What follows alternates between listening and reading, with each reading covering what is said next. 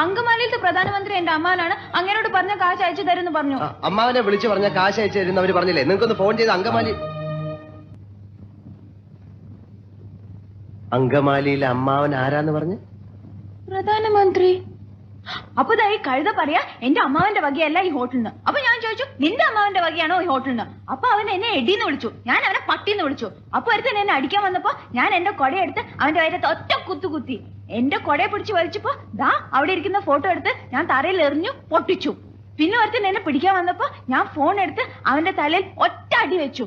എന്നിട്ട് ഒരുത്തൻ എന്റെ അടുത്ത് വന്ന് പറഞ്ഞു അവന്റെയാണ് ഈ ഹോട്ടലിന്. അപ്പൊ ഞാൻ അവന്റെ അപ്പൂപ്പനെയും അമ്മുവിനെയും ഒക്കെ ചീത്ത പറഞ്ഞു. അവൻ പോലീസിനെ വിളിക്കുന്നു പറഞ്ഞപ്പോ ദാ അവിടെ ഇരിക്കുന്ന പൂച്ചട്ടി എടുത്ത് അവന്റെ തലയിൽ ഒറ്റ അടി വെച്ചു കൊടുത്തു. അവനെ ആശുപത്രി കൊണ്ടുപോയി. ഞാൻ വേറെ ഒന്നും ചെയ്തില്ല, ഇത്രേ ചെയ്തുള്ളൂ. അതിനാണ് ഇവന്മാർ ഇങ്ങനെ ബഹളം വെക്കുന്നത്.